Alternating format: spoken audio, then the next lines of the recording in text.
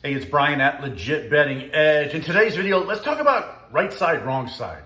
So sports betting is growing, it's booming, it's getting huge, right? A lot of guys bet games and they'll watch a game, they'll see a game from their perspective. And at the end of the game, even when they lost, they'll think, well, if this, and this had gone my way, I would have won that game.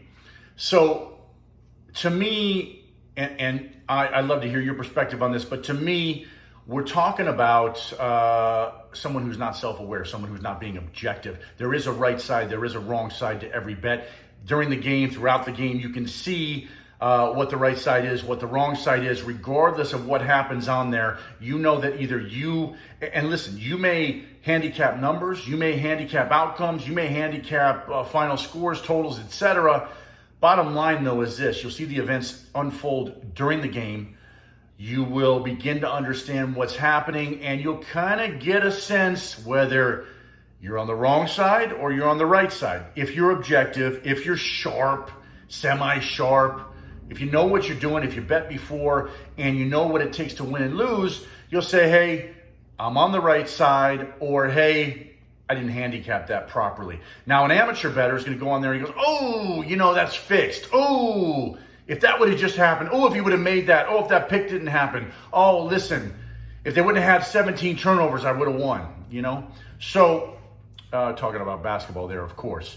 But you get what I'm saying. So if you're objective, if you're sharp, if you win with any level of consistency. Now, if you don't, you may not know what I'm talking about. If you do, though, you do know that being objective is part of it. And that's the only way you're going to get good, is to be objective about whether you're on the wrong side or the right side. If you're on the right side, hey, kudos to you. Give yourself a clap. You won that bet, and you know that you did something right. You can kind of build on that. If you're wrong, you can't try to convince yourself that you're right. You can't go back and, hey, if this, and this would have happened, I would have won that game. Or, hey, last second field goal, I lost. If it's a tight game, you see the events that happen throughout the game. Look, these players are not robots. They're based on discipline, coaching, execution. These are finely tuned athletes who are either in tune and trending upward, or they're out of tune. Their coach is out of sync. They're calling the wrong plays. They're not playing together, and they're downtrending. Okay? Now, listen, does a downtrending team, are they going to lose all the time? No, they are not going to lose all the time. A downtrending team may have massive talent on their team, but just don't know how to win all the time. So you have to kind of factor these things in when you're taking a look at this. But then it all comes back to you, right? What numbers are you looking at? What stuff do you do to handicap a game to try to figure out an outcome? Are you running power rankings? Do you have your own math model? Or are you just throwing darts at a board, right? Up to you to do whatever you need to do. Bottom line, though, is this: in my book, look, there is always a right side, always a wrong side. Does the wrong side always lose? No, there is negative variance, turnover at the end of the game, something like that. You may be on the wrong side and still get a victory every now and again, but if you're on the wrong side most of the time, no, you are not going to win. You are going to lose, and you're going to wind up understanding that you're not doing your handicapping properly. Or you can delude yourself and you can say, well, if only this, and this would have happened, if he would have done that, if the other team, if the ref wouldn't have said that, if the ref, that was a bad call, that cost me the game.